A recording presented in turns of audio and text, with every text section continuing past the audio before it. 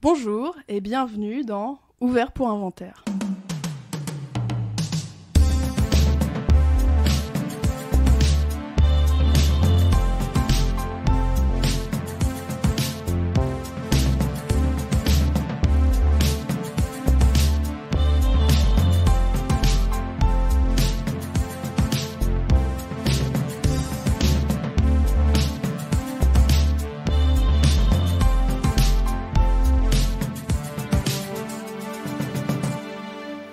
Les films, ça sert à ça, à apprendre à vivre, à apprendre à faire un lit. Alors aujourd'hui, j'ai la chance de vous présenter une émission un petit peu spéciale, même plus qu'un petit peu spéciale, car exceptionnellement, je ne suis pas accompagnée de mes comparses adorés Quentin et Louis, mais d'adorables invités qui sont venus pour l'occasion et ont eu la gentillesse d'accepter mon invitation alors qu'on est samedi et il fait beau et voilà. Donc merci d'être chez moi alors qu'il fait hyper chaud. Lucille, est-ce que tu veux bien nous dire quelques mots sur toi, peut-être En plus de je m'appelle Lucille, Oui. ce que t'as déjà spoilé. Eh ben, je m'appelle Lucille.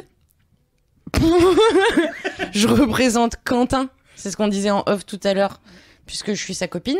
Enfin, je suis sa copine. Ça commence très bien. Je suis son amie, je suis sa bonne amie. Je t'ai connue avec lui au collège. Je suis enseignante aussi. Et je crois que j'aime bien le sujet dont on va parler aujourd'hui. Ah oui, c'est vrai que je l'ai pas encore spoilé en fait. Bon bah très bien, on garde ça pour un peu plus tard. Alors Lucie, est-ce que tu peux nous dire deux petits mots aussi ? Bah du coup moi c'est Lucie, hein, et on l'aura compris. Et moi je suis étudiante, voilà, j'ai 21 ans et je représente Louis apparemment. Si quitte à représenter quelqu'un, voilà, je suis sa petite sœur. Coucou Louis. J'espère que t'es fière de moi. Coucou Quentin. J'espère que tu vas être fier de moi, ça n'arrive jamais. Je pense qu'ils vont tous les deux être très fiers de vous. C'est certain bien que Louis soit fier de moi et que Quentin soit fier de Lucie. C'est un truc qui n'a pas de sens. Et notre troisième invitée, donc Léa, si tu veux bien nous dire un petit mot sur toi. Oui, bonjour, moi c'est Léa et je représente un tabouret, puisque je ne connais qu'Alénis. Mais il sera fier de toi, Léa. Oui, Moi je oui, suis déjà fière de toi, Léa, je te le dis en face. Merci. Donc je suis aussi enseignante. Durant mon temps libre, j'écris un petit peu avec Alénis et puis un petit peu toute seule. Et je suis ravie d'être là pour parler de l'importance des 4L dans le cinéma de Jacques Audiard. Bien sûr, voilà. Ouais. Je sais pas si vous étiez au courant, les filles, mais ouais. Changement de programme. Donc aujourd'hui, sans plus de suspense, nous n'allons pas parler de long métrage, comme à notre habitude, mais d'une série iconique, ô combien emblématique, de la fin des années 90. Et il me semble que cette série, elle est assez importante pour nous quatre ici, puisqu'il s'agit de Buffy the Vampire Slayer. Autrement appelée Buffy la tueuse de vampires en français. Contre les vampires. Buffy contre les vampires. Ouais, je crois que Buffy la tueuse de vampires, c'est le premier film que Joss Whedon, tu sais, il a fait. Tu sais, parce qu'il avait fait un film, je crois, avant de faire la série, avec Luc Perry d'ailleurs. Petit ange parti trop tôt. Ah oui. Et en fait, du coup, c'était pour tester, pour voir si ça marcherait. Et ça avait été un beat complet. Et après, du coup, il s'était dit, il a pas lâché l'affaire et il s'est dit, vas-y, je le fais en série. Oh, on apprend déjà tellement de choses, lui. Ce puits de savoir, c'est incroyable. Bah, je ne sais que ça. D'accord, très bien. Bah écoute, tu vois, tu m'apprends un truc. Donc ouais, c'est Buffy contre les vampires. Contre les vampires en version française. Alors, Buffy contre les vampires, je vais vous attraper au vol là. Est-ce que l'une d'entre vous veut un petit peu nous résumer, même si ça va être hyper compliqué parce que c'est sur 7 saisons, mais un peu c'est quoi Buffy contre les vampires? Je vais faire comme les élèves, je vais regarder dans ma trousse. Vous êtes pas trop chaud? Comme vous le sentez, hein. Sinon ouais. je peux le faire aussi. Je vais tenter. Vas-y. Et puis vous me reprendrez parce que je dirai sûrement plein de bêtises. Donc c'est l'histoire de Buffy Summers, qui est donc une lycéenne quand on commence notre histoire. On pense que c'est une lycéenne, tout ce qu'il y a de plus normal avec des problèmes de lycéens. Et en fait, she is the chosen one. C'est l'élu en français, j'imagine. Je sais pas. Ouais, oui, c'est l'élu en français, il me semble. Qui est donc la slayeuse, la tueuse de vampires. Elle a un rôle essentiel, à savoir tuer démon sur démon. Elle a des pouvoirs hors normes. Enfin, en tout cas, elle a quand même quelques facultés que n'ont pas les êtres humains normalement constitués. Elle fait partie du Scooby Gang avec ses potes de toujours, Xander et Willow. Et Giles, qui est donc leur bibliothécaire et watcher à tout faire. Et ça poutre du vampire, ça poutre des démons, ça tombe amoureux, ça... Voilà, la vie. Bah, c'est plutôt pas mal pour une introduction de Buffy, je trouve. C'est ok. Hein. Et d'ailleurs, en préparant un peu l'émission, je me suis rendu compte qu'en fait, même quand elle arrive à Sunnydale, elle est déjà slayeuse dans son ancien... C'est un limite, tu sais, in medias res, en fait. Tu prends déjà l'histoire... elle a déjà découvert qui elle était. Ouais. En fait, toi, t'arrives à son déménagement, à son emménagement à Sunnydale. Mais pas au moment où elle découvre. T'as même un flashback, mais bien plus tard dans la série, où tu vois comment elle a appris, qu'elle était devenue... qu'elle était la tueuse. Et tu sais, tu connais pas cette image, on rêve tous d'avoir ça chez soi en 4x3 en fait. Elle était sur les marches de son lycée à Los Angeles, et elle a genre des couettes ou une queue de cheval, elle a une sucette rose, et il y a un mec qui arrive et qui lui dit Buffy Summers, elle fait « Hein ?» comme ça. Et du coup, tu vois qu'elle découvre qu'elle est la tueuse, quoi. D'accord. Putain, c'est assez tôt dans la série, il me semble. Je me souviens même plus. Bah alors justement, ça a bien raccordé. Tu vois, pour une meuf qui a pas pris de notes, Lucille, je trouve que quand même... Mais c'est parce que je suis plus vieille que vous, et donc du coup, je l'ai dû la voir beaucoup plus que vous, peut-être. Et bah tu vois, ma transition est toute trouvée, parce que je voulais vous demander justement quel était votre rapport à cette série, quand vous l'avez découvert, et est-ce que vous en êtes à votre premier visionnage des 7 saisons, ou plusieurs, donc voilà. Lucie, est-ce que tu veux commencer à nous en parler un petit peu ? Oui, en plus, je pense que pour moi, c'est plus récent que pour vous. Parce que du coup, c'est vrai que moi, je l'ai pas vue jeune, la série, parce que, bon, je veux pas pour vous vexer, mais c'est pas vraiment ma génération. Et moi, ça me vexe un peu. Oui, ça commence direct, là, on se connaît pas trop. C'est pas grave, vas-y, enchaîne. Je plaisante. Ce sera un one-shot.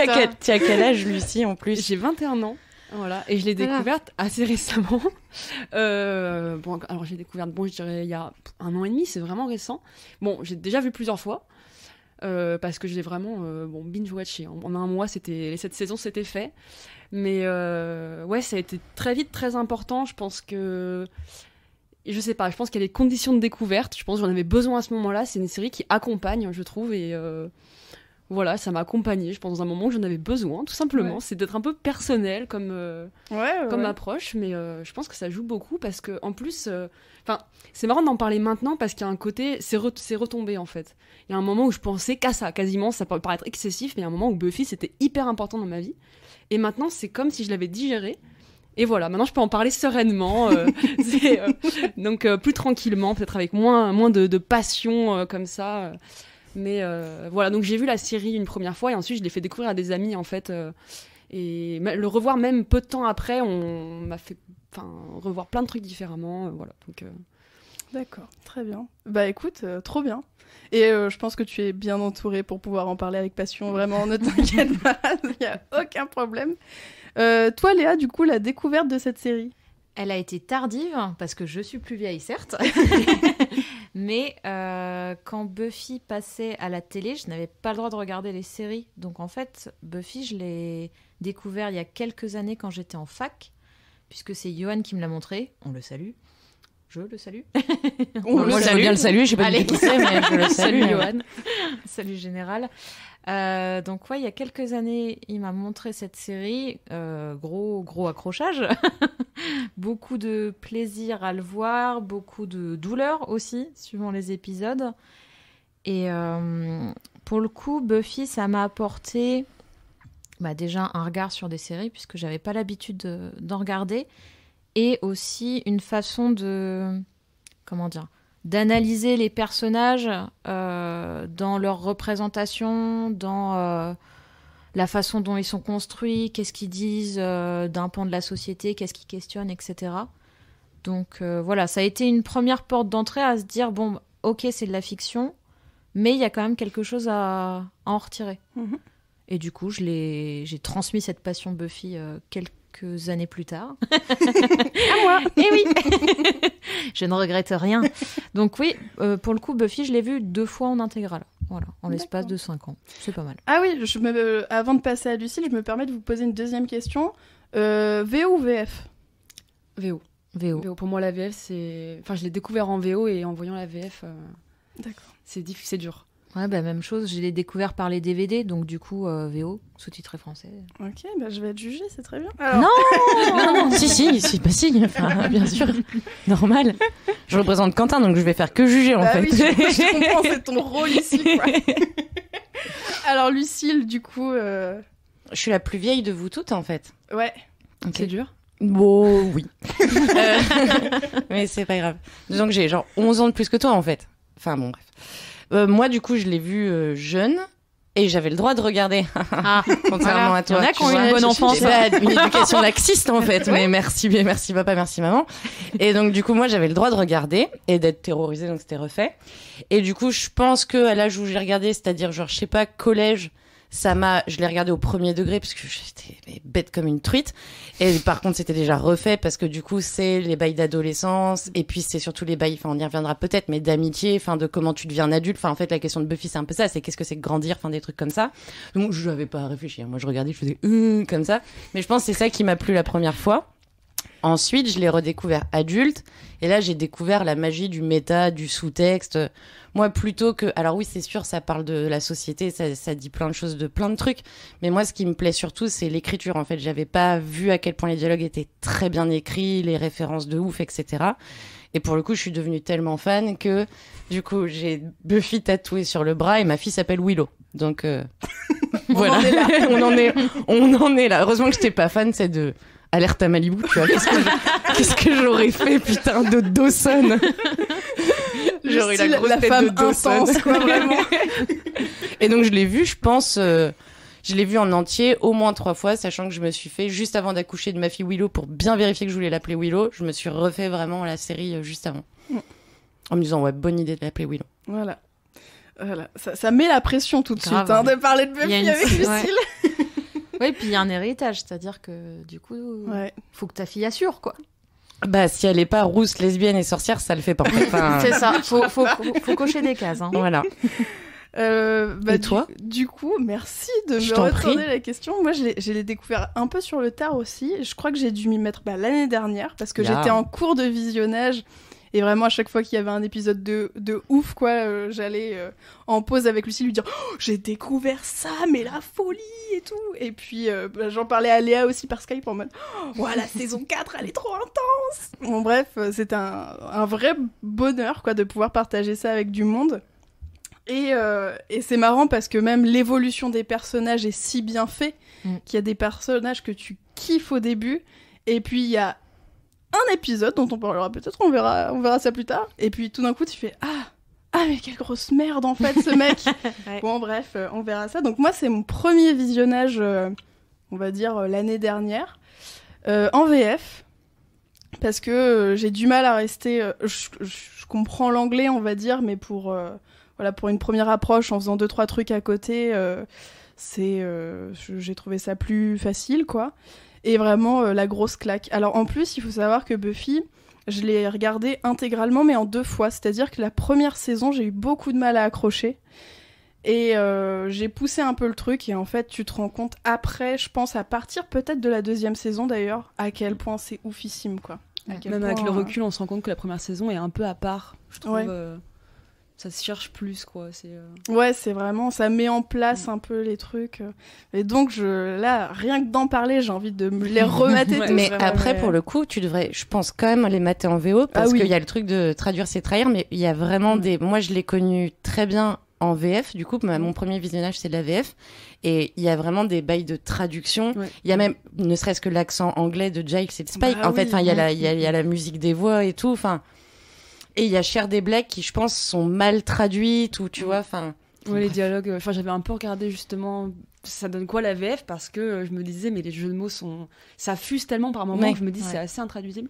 Et effectivement la VF elle a pour rien un peu bancale par moments. Bah ce sera encore mieux la deuxième fois. Je me dis c'est ouais non mais franchement de toute façon on avait déjà un peu discuté Lucille, et c'est vrai que la VO tu me l'avais trop bien vendue. Quand je lui disais que j'étais sur des épisodes, elle me sortait des répliques en anglais, j'étais là bah non du coup je ne connaissais pas celle-ci. Donc voilà, quoi. Ok. Autre petite question, mais surtout, si vous voulez rebondir sur des sujets, n'hésitez pas, on est là pour ça.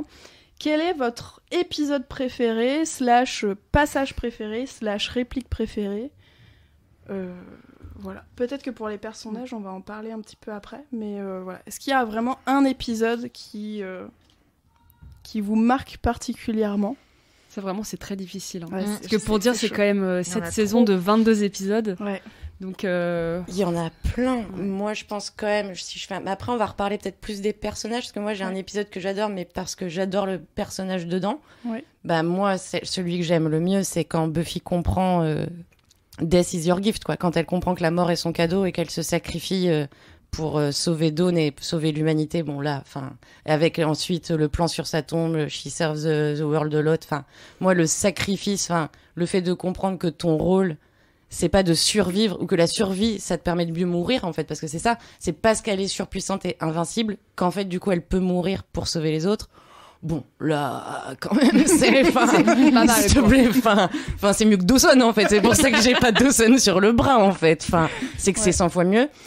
Et il y en a un autre qui me vient en tête, mais on en reparlera peut-être. Alors, je crois que c'est aux premières saisons, parce qu'ils sont encore au lycée, et c'est un épisode que je trouve, parce que il y a aussi plein d'ingéniosité de mise en scène. Il y a des épisodes concept tout le tour du bide, et il y en a un qui est conceptuel et que j'adore, où en fait c'est vraiment l'apocalypse, mais tu ne le suis qu'à travers les yeux de Xander, qui en fait ne peut pas prendre parti à cet apocalypse parce qu'il est censé être un peu le nul, le loser de la bande, et en fait toi tu ne suis que lui, et en fait tu découvres que c'est lui, malgré lui et sans le savoir, qui sauve le monde, et en fait lui, on en reparlera, lui le sait et il le dira jamais, en fait. Et bon, ça, des barres de larmes, je sais pas si ça se dit cette expression, mais j'invente l'expression des barres de larmes. Pour Buffy, ça peut se dire, je crois. Voilà. Ouais. Alors je me permets juste de rebondir parce que tu nous as parlé de l'épisode où justement elle se sacrifie pour sa petite sœur. Et moi je trouve que la saison d'après, alors qui normalement, si je dis pas de bêtises, mais vous allez m'arrêter tout de suite si j'en dis, la série devait s'arrêter. Oui. Et finalement il y a eu un tel succès que ça a continué. Et c'est plus les mêmes producteurs, enfin pas producteurs mais chaînes de diffusion à l'époque. Ouais. Et ça change beaucoup de choses quand même dans le ton, et dans les choses aussi qu'ils pouvaient pas montrer. Jusque dans la saison 5, notamment du coup on spoil, donc oui, à fond la caisse, alors là aucun problème. La relation entre Willow et Tara est pas montrée explicitement, genre pas de bisous ou rien, et à partir de la saison 6 ça c'est bon, il y a plus de censure à ce niveau-là. C'est un des éléments auxquels je pense. Il y a aussi une scène de viol quasiment dans la salle de bain entre Buffy et Spike. Il y a des scènes de cul qui sont salées de chez salées. Il y a une scène là pour montrer que Buffy elle a une espèce de dépression post-paradis, on pourrait appeler ça comme ça, que je peux bien comprendre, quoi. Et où là, elle est en train de regarder ses amis carrément, et du coup, il la prend au bronze, là, qui c'est une scène très salée, Donc oui, c'est vrai, j'y avais pas pensé. Que ça change, le ton change complètement. Et j'ai trouvé ça hyper intéressant parce que il me semble quand même que je sais pas si c'est sur toute la saison 5 du coup, c'est ça ? Celle d'après ? C'est la 5, c'est celle qui devait être la dernière, et après ça passe à la 6. Donc la 6, c'est ça que je trouve assez fou, c'est vraiment cette atmosphère hyper étrange où Buffy, en fait, tu sens que ça devait être la fin, et donc la méta fait que pour elle, ça devait être la fin aussi. Et le fait de la sentir vivre ces trucs qu'elle a pas envie de vivre, d'être réincarnée dans ce personnage, j'ai trouvé ça tellement astucieux, quoi. Je sais pas si c'est le moment pour le dire, mais je le dis comme ça, j'aurais pu à le redire. Moi, je suis vraiment... pour moi, la saison s'arrête à la 5, quoi. Genre, à part quelque chose quelques éléments dans la 6 encore à sauver. Moi, la 6 et la 7, c'est pas possible, quoi. Ah ouais ? Vraiment. Même, c'est plus que...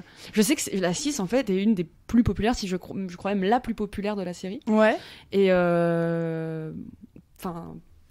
pour moi, c'est pas possible, quoi. Ouais.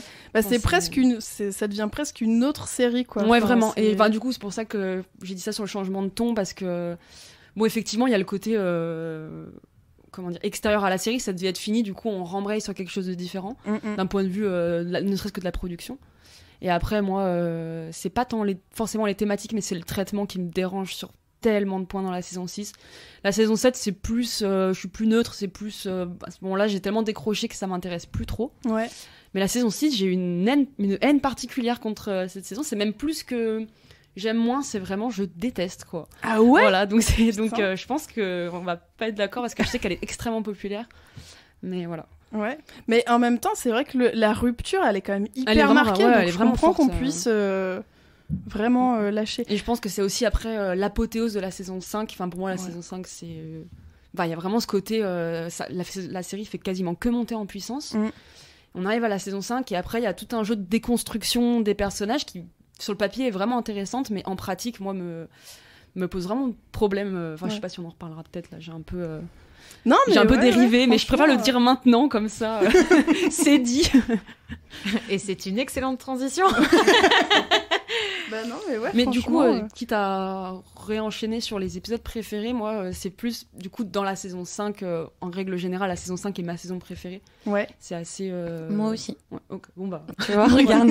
C'est celle avec Gloria.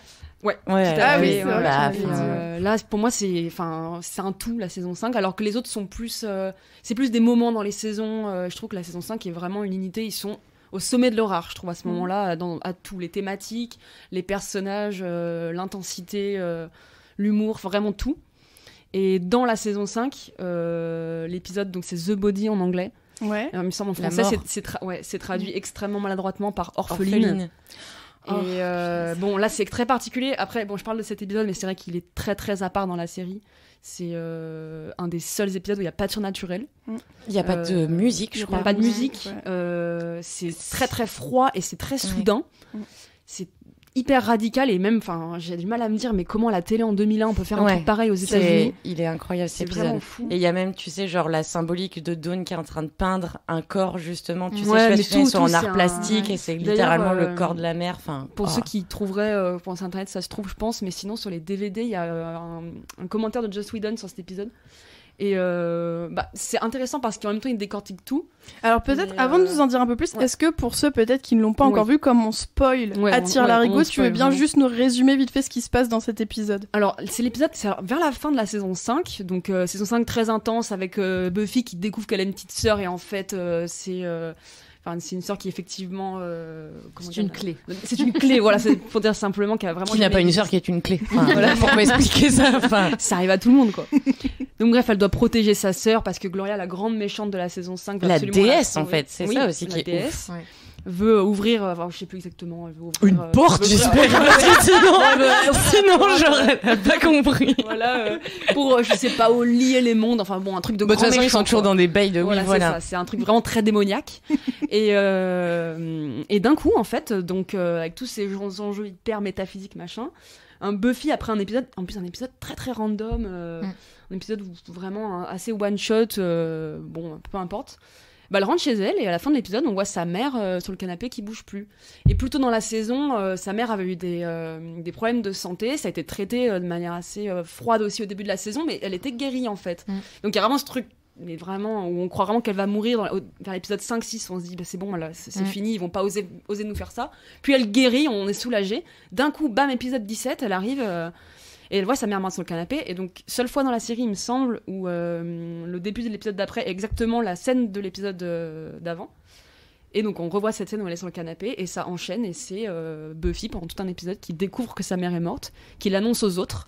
Et en fait, c'est juste la réaction primaire des gens face à la mort. Une mort naturelle. Ouais. Probablement la seule, si je me trompe pas, de la série.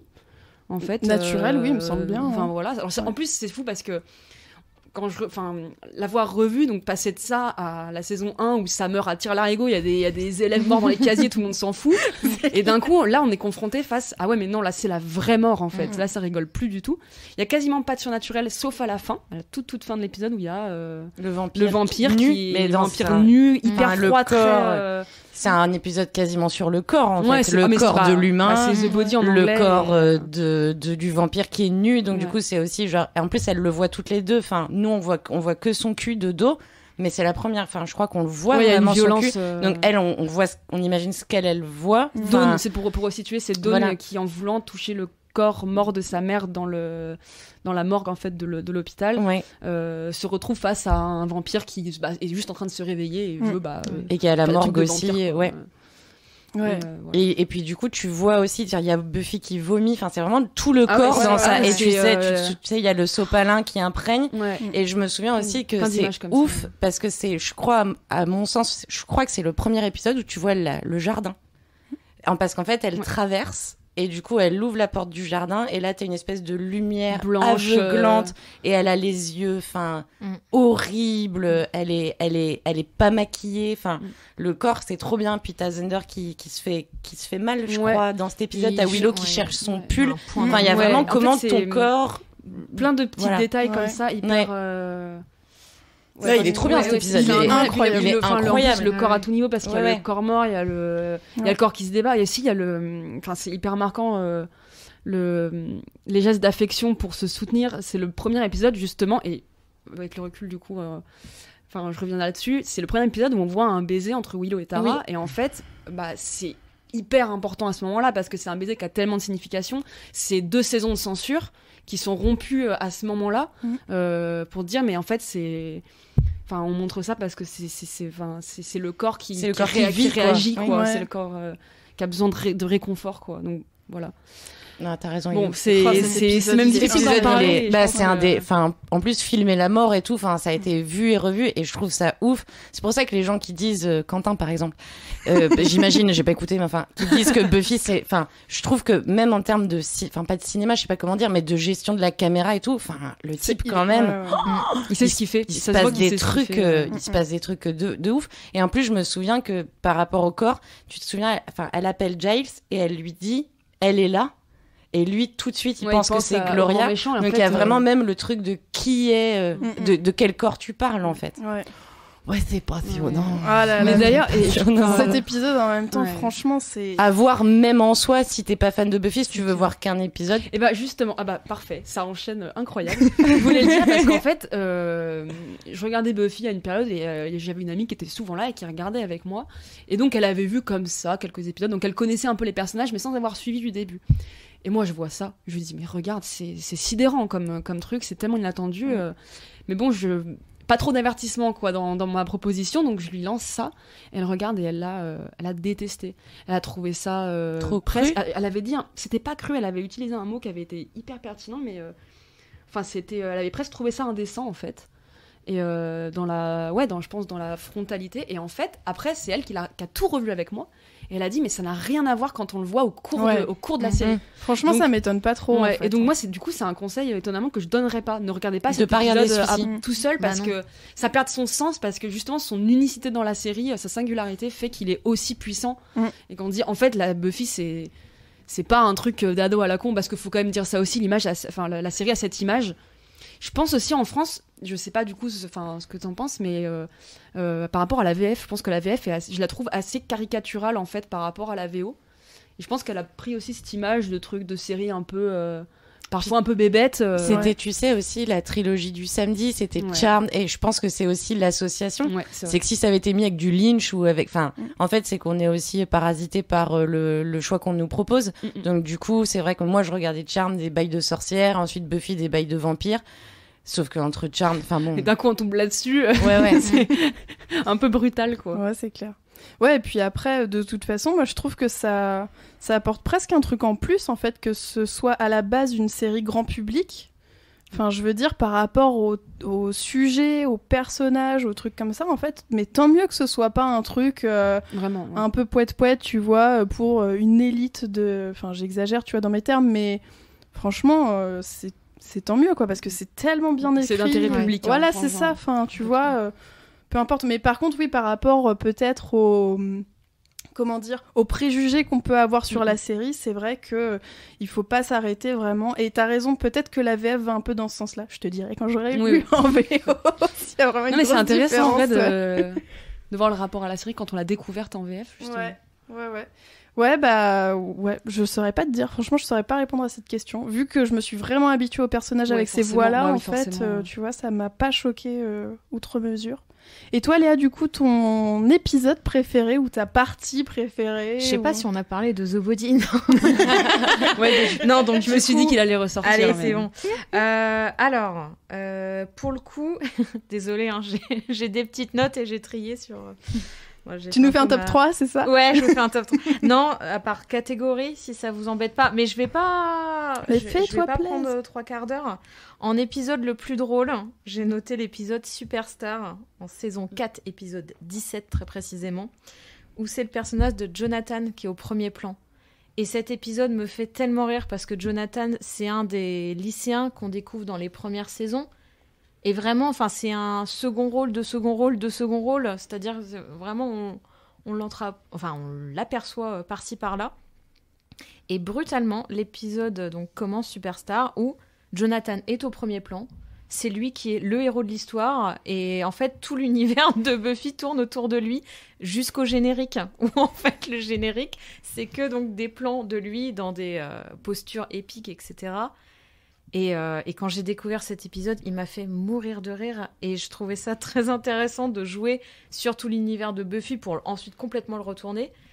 Et c'est pareil, je trouve qu'il fait assez exception. En fait, c'est un épisode, en soi, tu sais pas trop ce qu'il fout là. Mais il y en a quelques-uns comme ça, quand même. Ouais, bien sûr. Et ça prouve aussi que la série a beaucoup d'autodérision. C'est aussi dans l'épisode où Xander est au centre. Complètement. Il y a vraiment ce truc de, en fait... on en rigole qu'il y ait l'apocalypse tous les 2 épisodes, quoi. C'est ça. C'est clair. Ouais, donc j'aime bien ça. Ça joue avec les codes et c'est très bien. Donc en termes de choc, donc il y a The Body, c'est évident. Autre épisode qui m'a fait vraiment pas aimer Joss Whedon et je lui voulais du mal après ça, c'est l'épisode qui s'appelle Dead Things. En saison 6, donc sorry, j'aime la saison 6. Mais je me soigne. Où en fait, c'est, les méchants de l'histoire, c'est le trio, donc c'est Warren, Jonathan et l'autre dont on a oublié le nom, mais en même temps, c'est... Andrew, je crois. Oui, c'est ça, c'est Andrew. Le blond. Exact, voilà, le blond. Donc les 3 geeks du lycée. Exactement, qui en fait, au départ, sont présentés comme « Ah, ça va être eux les super vilains », sauf qu'en fait, ils sont geeks, ils sont maladroits, ils sont vraiment...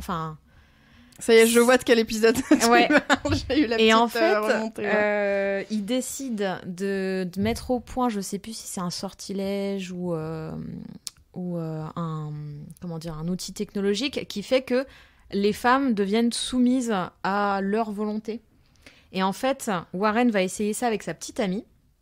Sauf qu'à un moment, sa petite amie va donc sortir de cet état.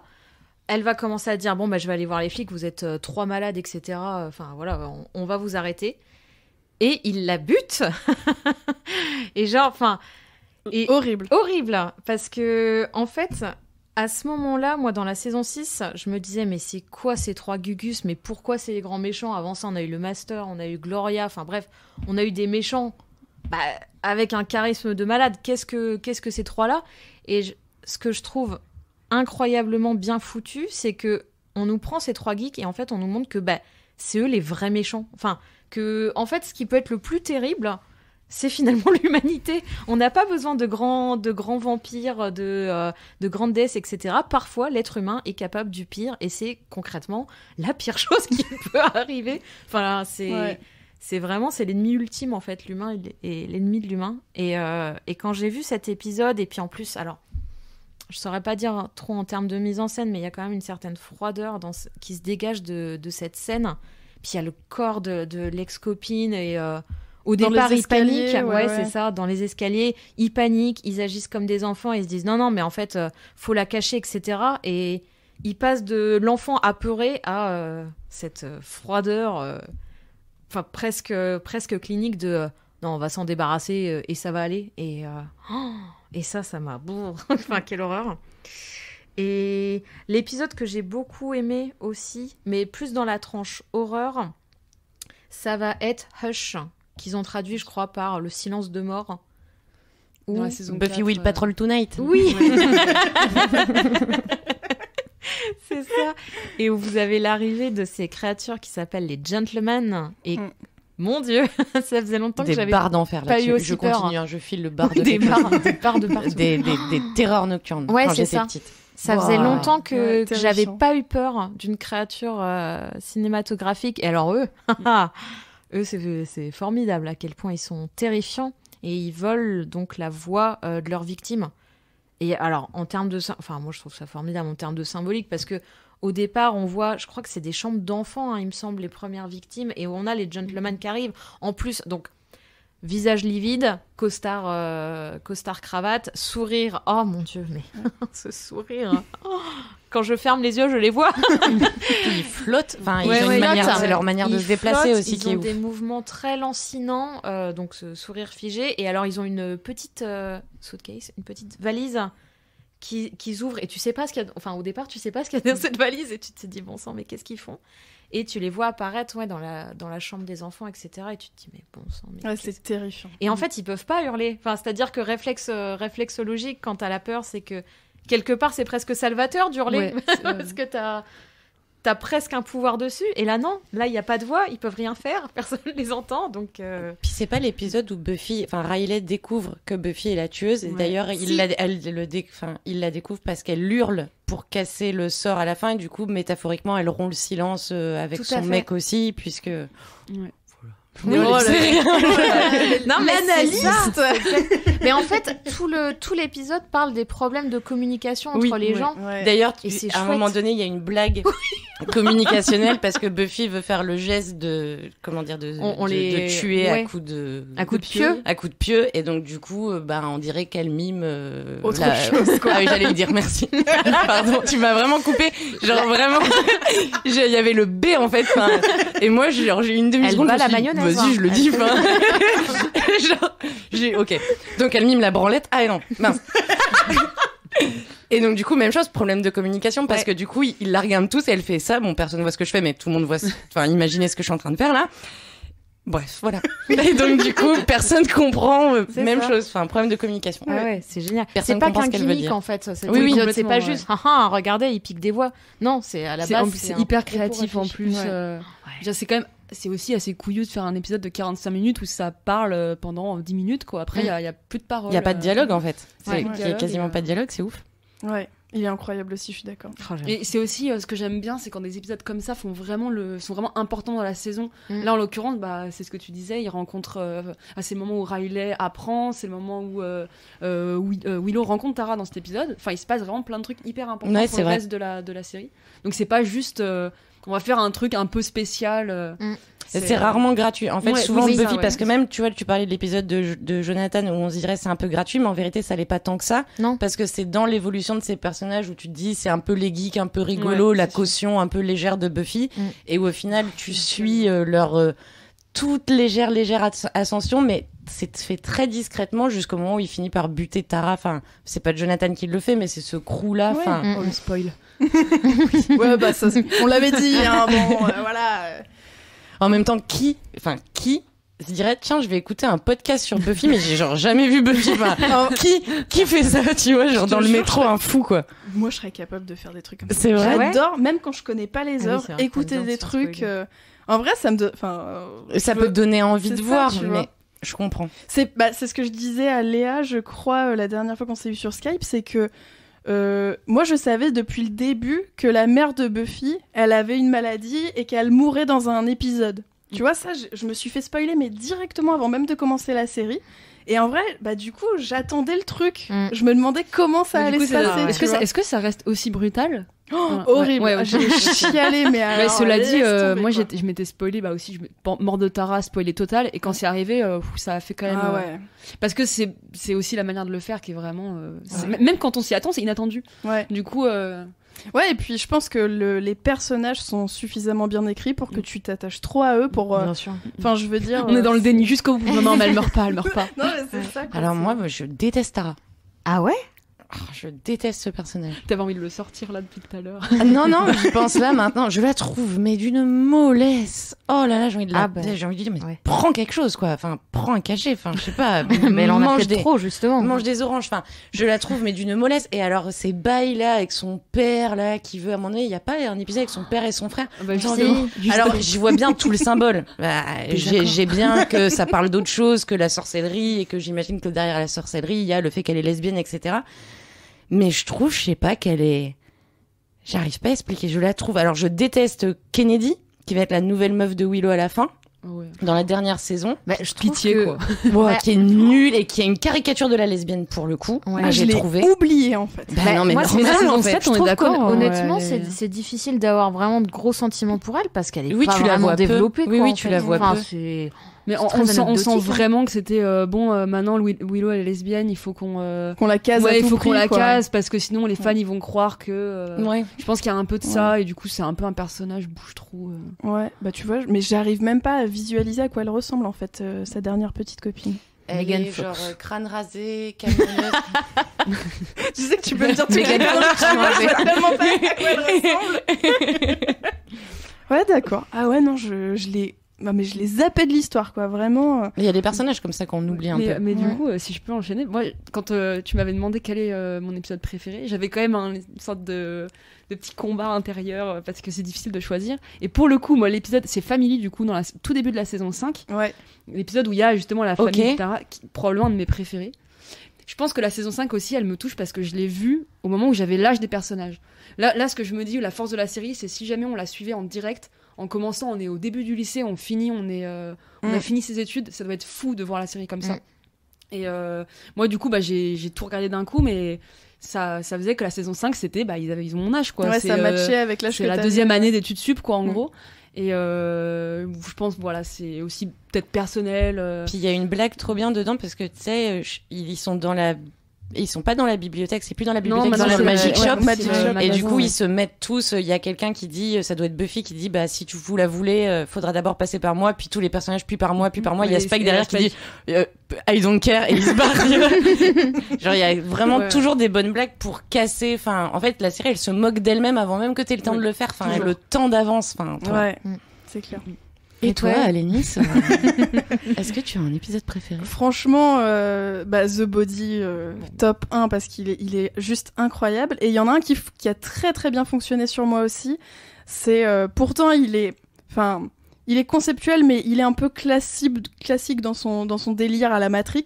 C'est l'épisode où Buffy, on sait pas trop nous en tant que spectateurs si Buffy est dans un asile psychiatrique, et en fait elle imagine complètement toute cette bande de copains et toutes ces aventures contre les vampires, ou si elle vit vraiment dans Sunnydale et c'est un enchantement. Et du coup, jusqu'à la toute fin de l'épisode, en fait, on n'a pas de réponse. Et je sais pas, moi, ça c'est classique, quoi, mais ça a tellement bien marché sur moi. J'étais en mode, oh putain, mais c'est vrai, mais trop blow my mind, quoi. C'est ça. Et c'est la saison 6, hein. J'ai vraiment du mal avec ça, justement. Ah ouais, avec cet épisode, par exemple? Cet épisode, je pense, c'est un de ceux qui m'a le plus énervé dans la saison. C'est vrai? Ouais, vraiment. Mais en fait, je trouve que... c'est que c'est un peu... Ça fait Fight Club. Enfin, on a l'impression que c'est une... Moi, je l'ai vécu comme une facilité. Je l'ai vécu ces jours-là, meuf. Mais on peut dire ça. Sérieux. On peut dire ça. Mais comme presque une facilité de scénario, un truc que... Enfin, c'est très soin. En fait, on aurait dit, tu sais, Alénis, copie d'élève de 4e. Mais oui, finalement, c'était un rêve. Je suis d'accord, c'est pour ça que je dis vraiment le concept est classique as fuck. Peut-être la manière dont c'est fait. Ouais. Je pense, pour moi, ce qui sauve la saison 6 à certains moments, c'est aussi l'attache qu'on a au personnage, en fait. De se dire, mais est-ce que, c'est pas, je fais ça à la fin de la saison 1, c'est je fais ça à la fin de la saison 6, quoi. Donc, je pense que c'est peut-être ça aussi. Ouais. Mais moi, j'ai beaucoup de mal avec ça, et je trouve qu'en règle générale, la saison 6 devient extrêmement caricaturale dans le traitement des thèmes qu'elle traite, tout simplement. Là où la série avant est toujours hyper subtile, en fait, sur les personnages, et rend les personnages vraiment réels. Moi, à partir de la saison 6, pour moi, ça redevient que des personnages, en fait. Des personnages que le créateur se fait un malin plaisir à maltraiter, et j'aime pas du tout ça, en fait. Et pourtant, il y a eu The Body, et The Body, ça m'a pas fait ça. J'ai vraiment l'impression qu'il torture et son public, et ses personnages, et par exemple, la mort de Tara, elle est sordide, mais elle est sordide pour le public aussi. C'est le seul épisode où il la met dans le générique et il la fait mourir à ce moment-là. Faut quand même être un sacré connard, quoi, pour faire un truc pareil. Il voulait le faire pour le personnage de. Oui, c'est Jenna. Dans l'épisode 1 de la saison 1, il voulait le faire avec. Au début, en fait, ils sont 3. Enfin, ils sont 4. Quoi. Ah oui, Jenny Calendar. Oui, Jenny, pardon. C'est pas Jenna. Ah oui. Non, je pensais dans l'épisode 1, il y a un gars qui meurt, genre le meilleur pote de Xander et Willow, il meurt dans l'épisode 1. Ouais, c'est ça. Ouais. Et il voulait le faire pour lui, mais à l'époque, ils avaient pas les moyens dans le générique. Du coup, il a fait ça pour un personnage qu'on connaît depuis 2 saisons. C'est vengé sur Tara. J'avoue que l'ironie a ses limites, quoi. Ouais, c'est ça. Ouais, Lucille. Oui, alors moi, je lève la main, du coup. Très scolaire. Juste avant, parce que je sais pas si tu vas parler d'autre chose après, sur les épisodes préférés, on a oublié de dire que dans l'épisode du sacrifice, il y a aussi un truc qui est fou, c'est qu'il y a, comme d'habitude, Previously on Buffy the Vampire Slayer, et que le Previously est incroyable. J'ai jamais vu ça avant, jamais vu ça après. Tu revois en accéléré tout ce qui s'est passé dans Buffy contre les vampires depuis la saison. Enfin, c'est une image de chaque épisode. Voilà, c'est un truc de fou. Enfin, mais rien les frissons. Enfin, ce Previously, il est dingue en fait. Enfin, en gros, et ça te dit, si tu veux apprécier l'intensité absolue de cet épisode, faut que t'aies vu tout Buffy avant en fait. Et le fait que ce soit en accéléré comme ça, enfin. Et ça me fait d'autant plus dire que ça c'est la vraie fin, parce que du coup dans la fin de la saison 7 il y a une espèce de surenchère, alors que la fin de la saison 5 est assez humble en fait. Ça se passe avec juste le noyau de personnages principaux, toujours les enjeux de sauver la Terre, tout ça, mais ça se passe dans quelque chose de beaucoup plus restreint. Là à la fin de la saison 7 ça fait vraiment on a sauvé le monde, concrètement le monde il explose, on le sauve, enfin c'est... J'adhère plus à ce moment-là. C'est un peu la réplique finale. Enfin, tu sais, quand je crois qu'il en aurait, a priori, il y a une autre bouche de l'enfer et il y a Giles qui dit il y en a une à Cleveland. Enfin, c'est jamais. Je crois que c'est la blague de fin, en fait, littéralement la blague de fin. Oui, effectivement, ça pouvait vraiment s'arrêter à la saison 5. Après, on n'a quand même pas parlé, j'y pense, de l'épisode musical. Je l'attendais, franchement, je me demandais. Le problème de cet épisode, c'est qu'il est dans la saison 6, j'ai envie de dire. Mais à part ça, il est formidable. C'est qu'il y a donc des choses à sauver dans la saison 6. Ah oui, non, mais ça, je maintiens, tout à fait. Ouais, c'est vrai que je crois que Léa, toi, t'as le CD dans ta voiture, si je dis pas de bêtises. Moi, j'ai de l'affiche dans ma chambre.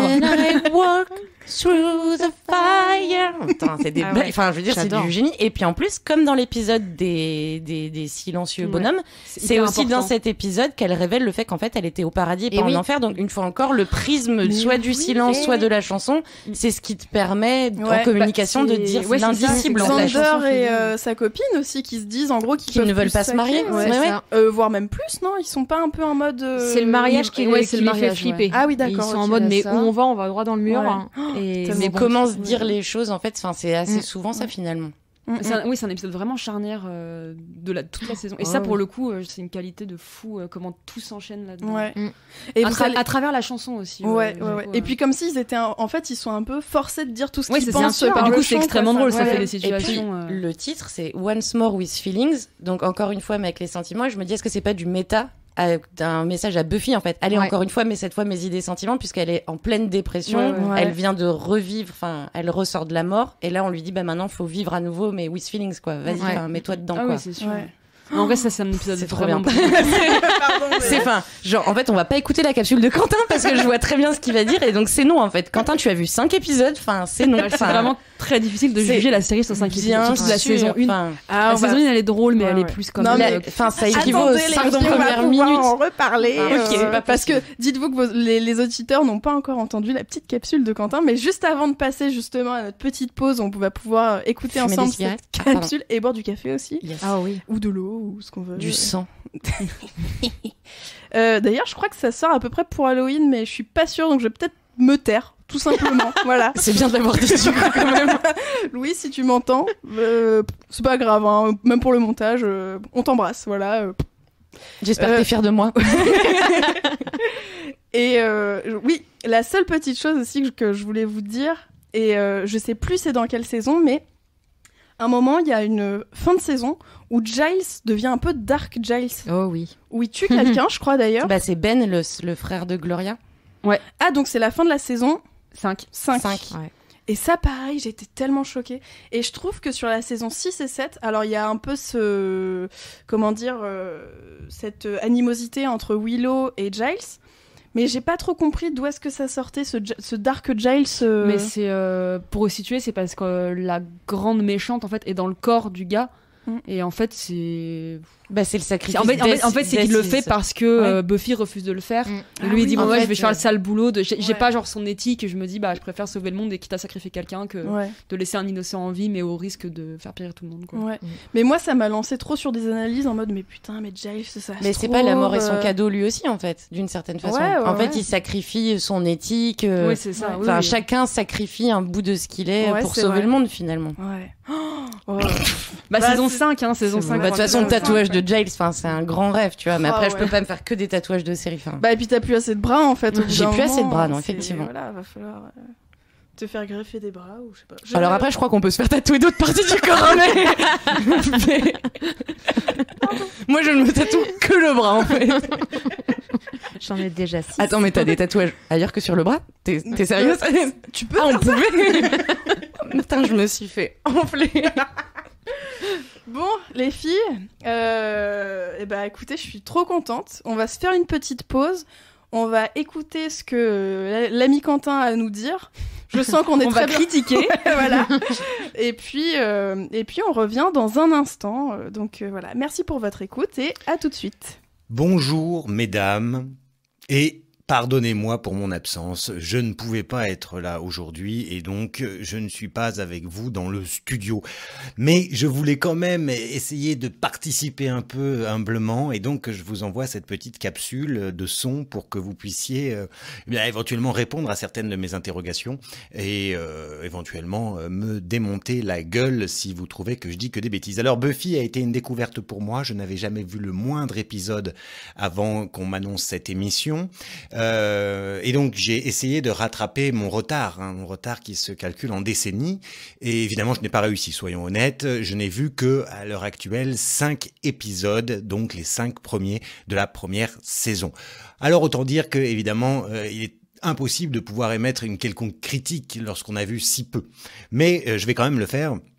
Et peut-être que ça vous obligera, même si je ne suis pas là, à me répondre, à me dire par exemple pourquoi est-ce que ça vient que de ces premiers épisodes, pourquoi est-ce qu'on surjoue de ouf toutes les scènes, toutes les situations, pourquoi on surjoue tellement que on se met à se parler à soi-même, presque face caméra pour que le spectateur comprenne bien ce que j'ai dans la tête. Oh là là, c'est vrai, ça va pas du tout cette histoire. Il faudrait m'expliquer pourquoi alors qu'on est censé avoir 16 ans, on est déjà en pleine maturité sexuelle, notamment dans le personnage incarné par Sarah Michelle Gellar, mais pas simplement, les autres aussi, toutes les femmes ont l'air tout à fait prêtes pour les choses de la vie. C'en est un peu déstabilisant parce qu'on pense bien que c'est pas le sujet de la série. Bon, à la limite, voilà, c'est probablement le cas dans toutes les séries, donc ça peut s'excuser. Voilà, j'ai eu l'impression d'avoir affaire à des personnages, encore une fois, sur le début extrêmement caricaturaux, donc débiles, et ça m'a pas aidé à rentrer dans l'histoire. Et puis, soyons honnêtes, évidemment tout de suite, c'est que je ne rentrerai jamais dans l'histoire, en fait, parce que ça ne prend pas sur moi, et c'est probablement pas de la faute de la série, mais de la mienne. C'est-à-dire que ces histoires de vampires m'intéressent autant que l'histoire d'un pot de chambre au 18e, et encore que probablement que ça m'intéresserait davantage, et que je trouve les vampires horriblement faits, moches, débiles, sans intérêt. Donc bon, voilà, j'ai pas du tout envie de savoir ce qui va se passer par la suite. Peut-être juste une chose qui m'a vraiment beaucoup plu, le personnage qui joue le bibliothécaire, le monsieur du CDI, je sais pas comment dire, donc Anthony Stewart Head, me plaît beaucoup, surtout à cause de son accent britannique. Voilà. Bon. Et puis en allant un peu plus loin, j'ai commencé à avoir une certaine sympathie pour le personnage de Willow, un poil subexistant mais charmant. Il y a quelque chose qui est plaisant. Alors peut-être que ça vient aussi du fait que je connais une adorable petite fille qui s'appelle également Willow, et donc peut-être ça joue sur l'affection que je lui porte. Voilà. Alors j'ai dit comme ça 2-3 petites bêtises. J'en dis pas plus parce que l'antenne est à vous, c'est votre émission. Je vous embrasse, si je peux me permettre, puisque je ne connais pas tout le monde dans ce studio, et je vous souhaite de bien en discuter. Voilà. Et de me convaincre peut-être d'aller voir plus.